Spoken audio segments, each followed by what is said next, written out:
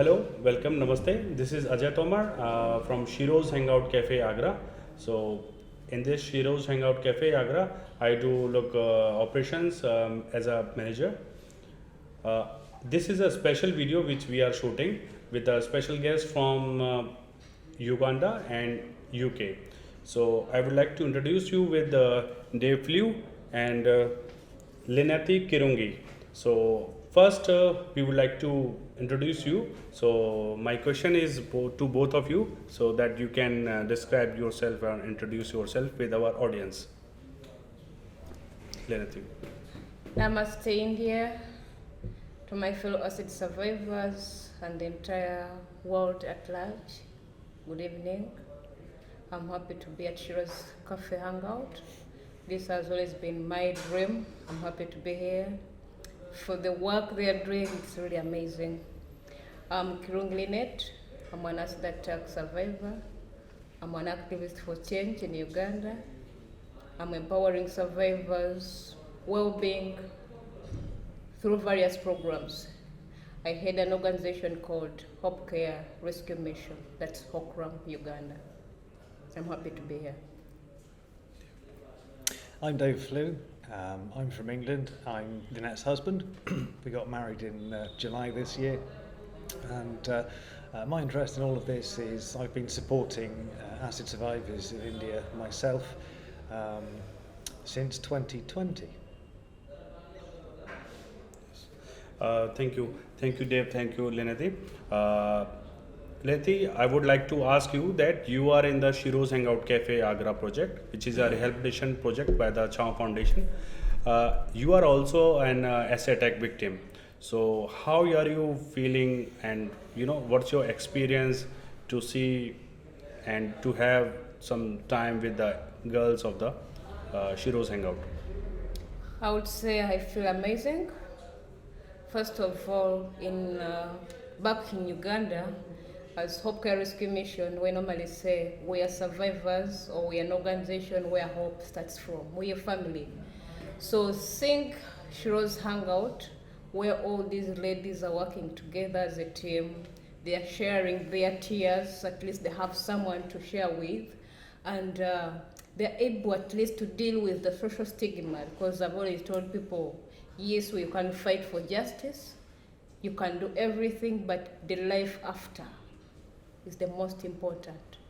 Most of these people go through the worst, especially when they come out of the hospital. When you're in hospital, you feel like, oh, I think I'm not alone, I have other people in hospital. But when you move out, that's when you start, that's when you start to now understand that the life has changed. Now you are going to face the world. And in most cases, we have had many issues of stigma, where most people don't want to share with these survivors. Most organizations or companies are not willing to employ some of these ladies or these men because of their facial appearances. At times I've had myself, of course I'm an acid survivor and leading an organization in Uganda. I've had the same experience with survivors, whereby some people will say one's appearance is traumatizing them. Which means even if you go to this organization or this person, you will never get a chance to work there. Even if you have all the books or all the qualifications, that is a no for them. So having Shiro's Cafe Hangout, I think this is the most important thing. The job you're doing is really amazing. The happiness you brought to these survivors, of course, at times, these people cannot really express themselves, how happy they are. But to me, this is the most important thing that every country where there are acid attacks that we all need. At the global level, all we need is collective efforts. How do we support survivors? This is the best way how you can support survivors, giving them an opportunity to work, to earn a living. Most of these ladies have families, they have children. At times, I've had cases whereby the person or the perpetrator was your husband, and you have children.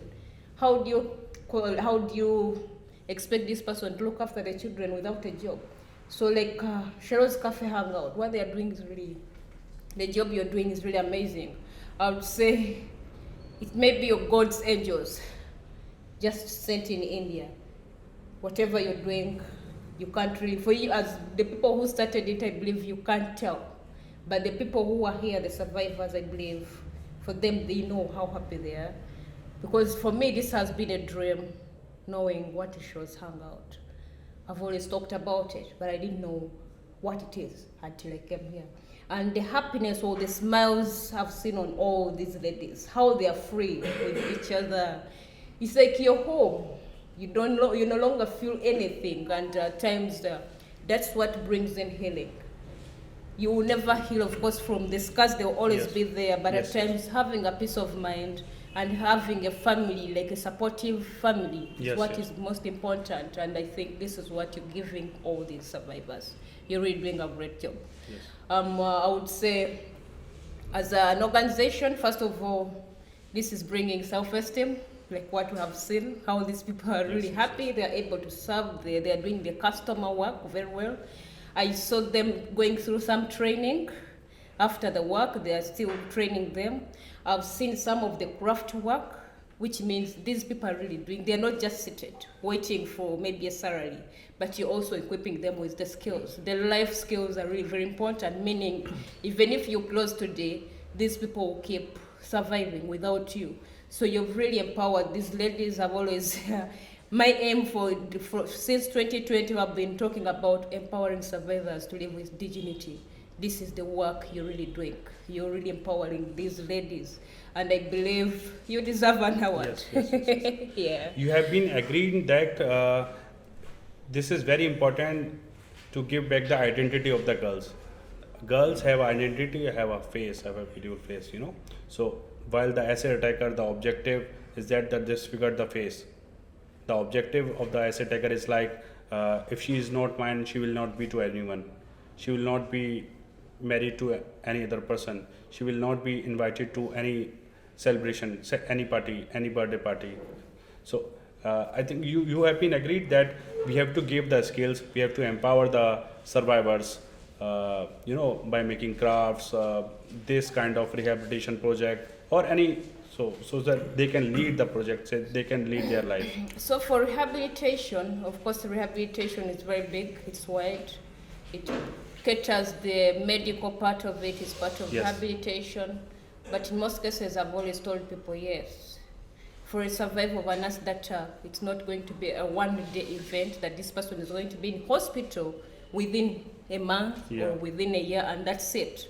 For example, Dave has been supporting some survivors. There are survivors who have had more than 11 surgeries or 20 surgeries, just one person, but there are other surgeries which keep on every time, like after 3 months, this person has to undergo surgeries. Yeah. But in most cases, what we have been looking at, yes, this person has got all the surgeries, and of course, all these surgeries are really costly. Yes.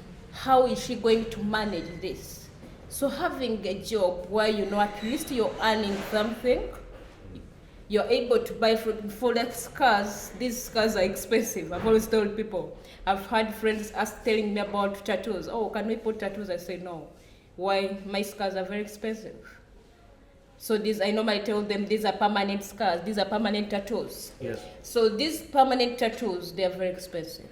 The creams you have to put on these scars are very expensive. Yeah. But if someone is earning, it is possible for this person to look after him or herself, yes. and this is what you're doing. Not only that, you have the cafe. Shiro's Hangout is not just a restaurant; it's a cafe where you have craft work, and you're also having a rehabilitation part of it, whereby you accommodate these survivors. Yes.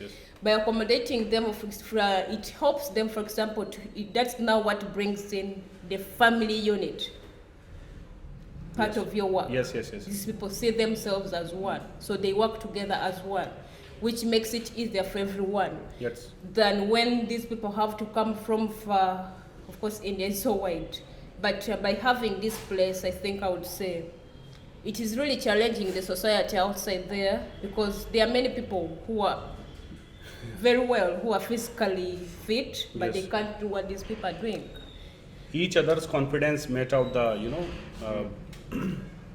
So this brings motivation. Yeah, so So it the- is motivating the society, and of course everyone. Of course, I've had many issues where people will say, "Oh, you mean she can make this? You mean she can also do some tailoring, or she can also because when they look Yes. at your scars, they assume you're still sick. You can't do anything. They look at you as if you're a weaker object. Yeah. But by you doing something, it challenges everyone outside there, and this is what you're really doing, Yes, yes, which is yes. very good. Yeah, I think due to the nature of some of the survivors' appearance, everyday people overlook the fact that this is a human being that has the same hopes, dreams and fears as most of us. And that level of marginalisation obviously has a huge, profound psychological effect on that individual. And I think it's amazing that what Shiro's has done here is give them a platform where that stigma is removed. They are treated as everyday people, but they're not trapped in a system where they are needed to be needy and injured and different from others so that the charity can continue to grow. They're given a platform so they can learn new skills, they can be taught languages, they have a place here. And I think that sense of home and that partnership and being amongst a family is absolutely critical. As you said, you know, when these people are almost divorced from their families, they're completely shunned by absolutely everybody. Yes, yes. Your average person in the street will never understand what that means to be that isolated That from isolation, absolutely everything. homelessness. Yes, yes, yes. And virtually every survivor I've ever spoken to has mentioned that same thing. You know, it's an impossibility when I'm that removed from everything. Even when I walk outside, even my parents can't look at me, which is a devastating burden to carry. And it's part of why I think Shiro's is such a success here, in terms of the platform that you've developed. And I guess there must be trial and error that has brought you to this point where everything exists as it does now. But I think it's the most effective way of building that family and allowing the girls to, I suppose the best way to describe it would be a butterfly that can be allowed to actually take off and fly, spread their wings. They're not just trapped here in a system, but they're able to learn more and move on. Yes, yes. Guys, I would like to tell you that in India, half of the cases are because of the rejection. I can say cause of rejection or marriage rejection or proposal rejection. I will ask Linneti that what is your reason for the essay attack, and if you could tell me in your story in some lines. I think the causes of acid attacks are different, but the main has been gender-based, of course. That is mainly where we have the domestic case. For my case, I was burnt in 2012. That was January 11th. I was burnt by my ex-husband, or sorry, not the ex-husband, but the ex-boyfriend. Yes. Because of marriage, I turned down his proposal. Okay. We were students at the university, not yet ready for marriage. I was in my first year, he was in his second year. There's no way I could leave my studies and go for marriage. Yeah. I wanted to first pursue my education career and enter marriage after that. That is something he was not willing to wait for. And of course, when I asked him for more time, this is what he did. It was more revenging. And why they normally do this is like, okay, if I fail to get you, then the other person also failed to get you. So at least you'll be there without any person maybe accessing you. But for the case, for the story is too long. I believe you'll be able to look at my story. It is online, Kirungi Linneti or Linneti Kirungi. You'll be able to read the entire story, what happened and how long it took me. I was in hospital for 1 year, and of course that's where I'm saying what Shiro's is really doing is an amazing job. I found it hard to go back to school. Of course, I really wanted to do, but I found it hard. First of all, the social stigma. Yes, yes. That was the biggest challenges, Yes. the challenge. I had never seen any person with one ear in my life. Yes. So losing my ear brought many questions in my life. How do I start? How do I move? How will I live without this ear? I tried to consult the doctors about the surgeries. Of course, when you're still in hospital, at times they will give you hope. that, oh, we'll fix the ear when you get better. Until time reached and they said it is hard. You will need to go maybe to Singapore or America. That's where you can get such surgeries. So I noticed now I had to find ways of dealing with myself, which was a bit hard. I had to change my identity from how I am to a Muslim, trying to cover up, veiling myself like a Muslim, dressing like a Muslim to fit in society. I did that for 2 years. Of course, when I went back to the university, they used to call me Hajat. That's the title given to the Muslims, the Hajat. And of course, I was finding it hard dealing.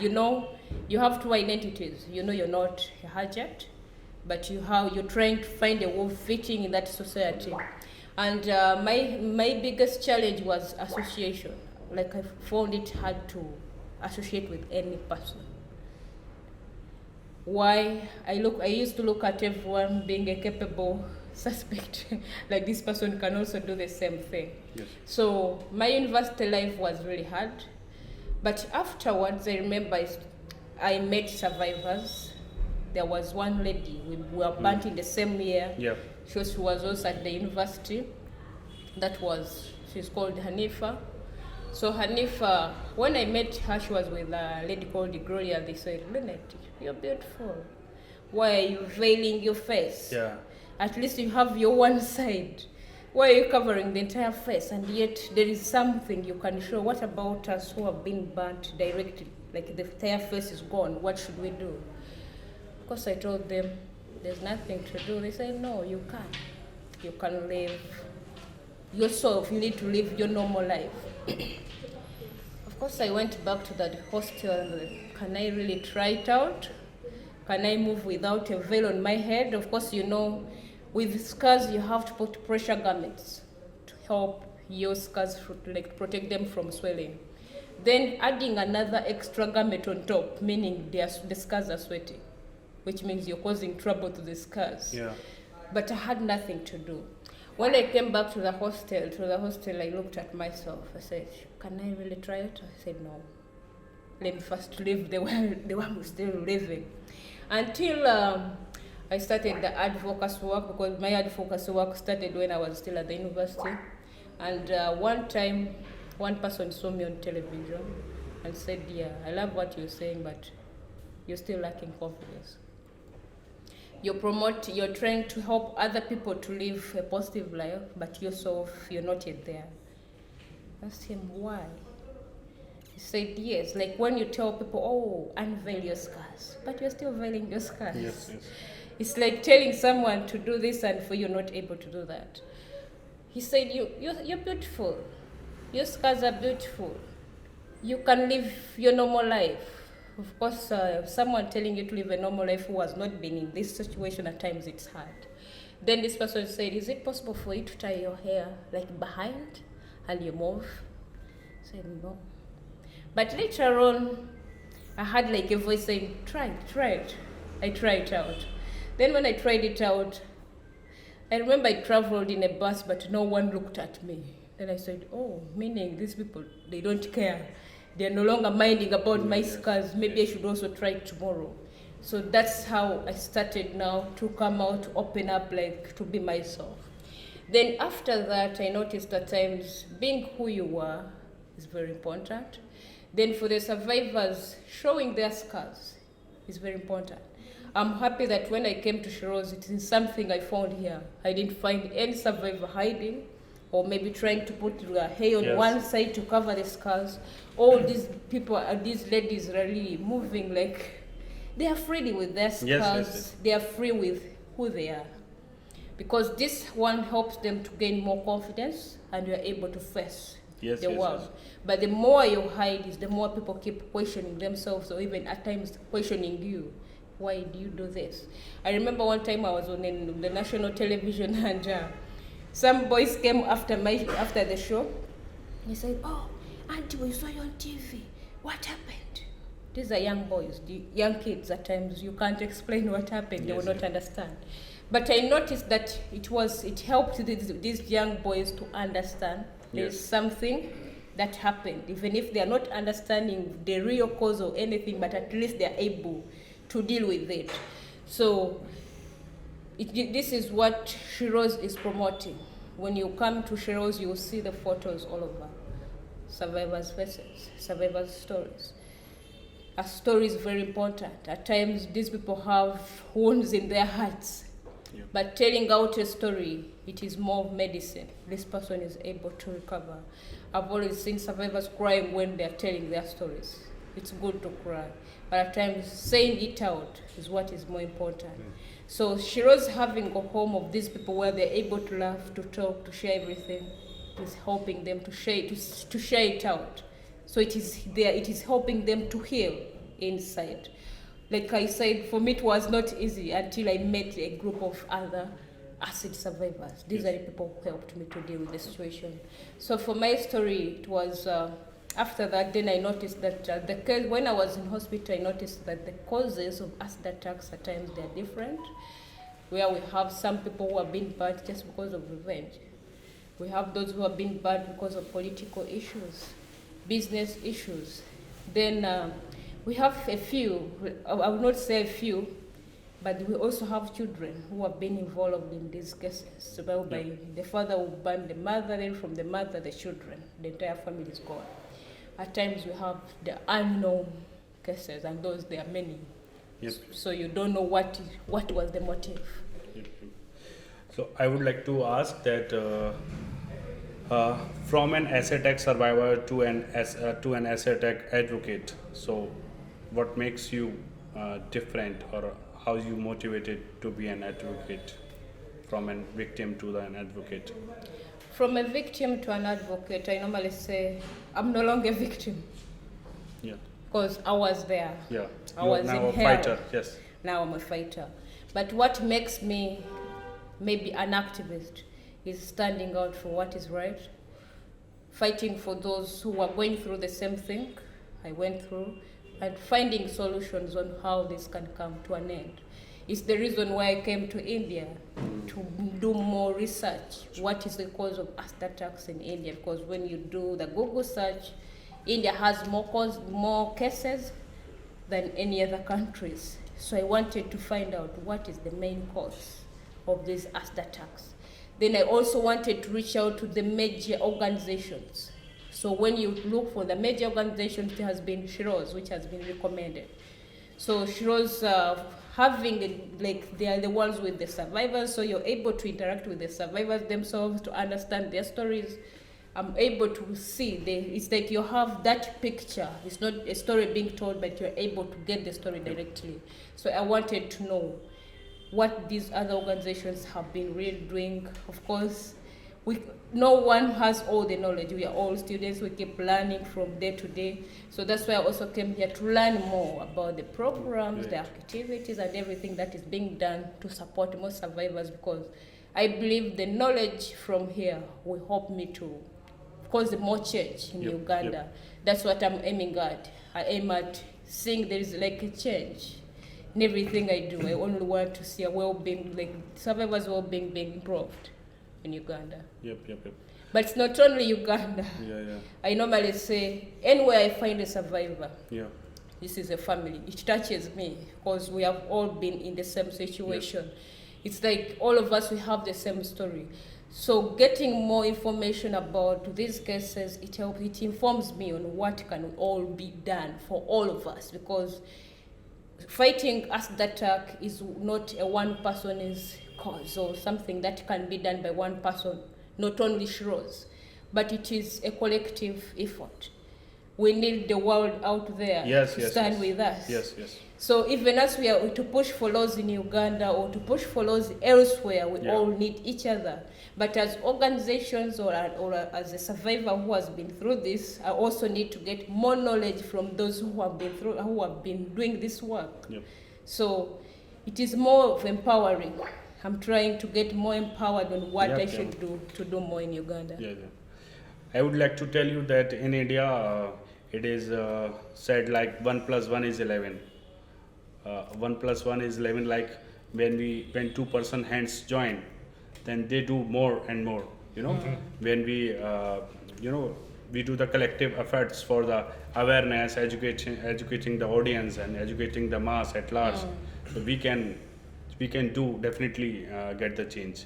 We can change the audience perspective, audience mindset, the attacker's mindset. We can do influence. Yes. And we can also, demand like from the United Nations, Women United Nations, that please do raise the voice and please do support the attack survivors at large. Yes, apart from the voice, when you look at most of these survivors, after attack, most of these people, at least they will need a surgery. At least one surgery. That is the minimum. But as she rose, when it comes to surgeries, they are really costly. So there are many organizations. We have like Yes. Face Forward Inc. Yes. We have other organizations which have been supporting some of these survivors to undergo surgeries. And when it comes to India, these people are really many. At times, the organization itself is overwhelmed by the numbers of these survivors. They can't really support all these survivors. So at times, that's why I'm saying we really need collective efforts from Yes, everyone, at least to put a voice. Yes. UN Women, if at all, they can also support. These are ladies. Yep, They yep. need to empower these ladies. So all we need is to work as a group. When it comes to laws, shows you've done good.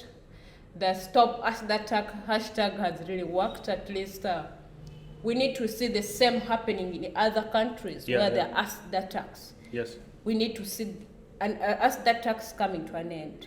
At times we have had issues whereby you talk about it tomorrow, and the next day we're going to see more cases. So Yes. we also need the governments, these governments at least, to listen to the voices of these survivors, put in place some of the services these people also need, like rehabilitation services, Yes. empowerment programs, and Yes. of course, Shiroz, you've done this as a private entity, but I believe there are programs from the government which can still. It should be. Yeah. It should also be by the United Nations. I can Yes, say. so there are a lot that needs to be done, not only from the national level, but also at the global level. Yes. So everyone out there, of course I can't mention everyone, but at least I would like to call upon UN entities, UN Women. You have Yep. always spearheaded this. Let's stop domestic violence. Let's try to empower these ladies, the women. We need to see the women being empowered everywhere. We have various organization entities which have been put in place to support survivors of different cases that are in the The cases. stories are the same. At least let's come in. Let's try to come maybe to Shiro's Hangout. Most of you who are out there, you will not understand what we are talking about. But in most cases, you need to go there to understand what these Yep. people are talking about. Just come to Shiro's Hangout, or maybe subscribe to their the newsletters or their website. Try to understand how are the cases in India, what is happening, or maybe how can I get involved. Many people are looking for volunteer opportunities. How can I get involved? At times coming here maybe to give knowledge. Some people have the skills, so maybe how to make some bracelets or anything, you can help. Yes. All we need is to support each other. We can't move alone. We all need each other in this world. Yep. I would like to ask Dave that he has done a good work, that he has provided surgeries cost to many victims from India. We would like to listen from him that your good work. So how I've achieved those things? Yeah, you can tell in some. Yeah, okay, so I'll give a short version because it's quite a long story. But I became aware of the situation in India in mid-2019 via Anmol Rodriguez, who I came across on Instagram. I read her story and it had a very deep impact on me at that point in my life, and stopped me in my tracks and opened my eyes to the fact that there are people out there in the world having a very, very difficult situation to go through. And an acid attack is probably one of the hardest things I think anyone could have to go through, and then suffering the effects afterwards. So I decided at that point I wanted to get involved and do something to help. I sent a message to Anmol, and amazingly she replied, and we became good friends. I started discussing how I might be able to help, And I realised at that point I needed to come to India to see what's happening on the ground, meet a few survivors, and try and learn as much as possible. So that's what I did early 2020. And sadly, as we all know, and we went through, COVID happened early 2020. So the people I'd met here, and we had some great plans. One of the things I do to subsidise the surgeries that I pay for here is I make artwork, stainless steel roses and things in my workshop back at home, and I sell those online. One of the ideas that we come up with was to hold a workshop where survivors would come, they would work with me, we would create a lineup of items which would then be sold in an auction. So I left in late February, went back to the UK, and all very excited, ready to make this happen. And COVID came along and stopped that. Yep. So time went by, I started to make more connections all across India and within the survivors world. And I still very much wanted to do something, but obviously realised there wasn't much I could do being stuck in England. So I came up with the plan of helping a small number of survivors. I'd like to say that I fulfil my promises, and I realise that I can't fix every single problem that I come across. Yeah, sure. So dealing with a very small number of people, but very effectively, was the way forward. So the way that happened was me selling items back at home and then funding that surgery. So I knew where the money went. I knew the benefit that the survivors were getting, and dealing with certain large medical bills was the best way of doing that. So by English standards, an average eye surgery, obviously there's many different types of surgery that go on, but the ones that I kept on seeing were around about the 30,000 rupee or 300 pounds sterling, which from our point of view is quite a small amount for such an invasive major surgery. So selling the items that I do helps me to raise that money, and then that's what it goes towards. But of course the survivors themselves, say Deep Mala for example, earns 7,000 rupees a month. So it would take many months for her to earn 30 to actually pay for her own surgery. So for me to give her that boost, she can maintain her eyesight. She's a very specific case where her eye closes over every 3 to 4 months, depending on a number of factors beyond her control. So it's a repeat situation. With the medical system as it is at the moment, there's no advance that's going to stop that from happening, so it's going to be an ongoing process. So the fact that I could make one part of her life an awful lot easier and remove that financial burden going forwards, where she would know that all of her income is going into this, was the method that I came up with. Basically was direct funding. I knew where the money went, they were getting the benefit, and it was the most effective thing I could do. So so since 2020 to now, that's what I've been doing quietly from the UK all the way to India. Yeah, that's so great that you have been supporting from the part of the savings or part of the sales from you are supporting. That's very great, and also that's great work that you are also doing, and definitely that I have already said that, and 1 + 1 is 11. Yeah. So definitely we can do more. We can do more awareness. We can do fight for more survivors. We can raise the voice very large audience, very mass audience. Definitely our voice will be heard. If you want to support to Shiro's Hangout, you can drop us an email at shiros.hangout@gmail.com. If you want to support, please do support also Hope Care Rescue Mission. You can see Our the website. website is www.hokram.org. I think And maybe for someone to know more about Hokram, it's Hope Care Rescue Mission. Of course, in Uganda, we are more into Facebook than Instagram.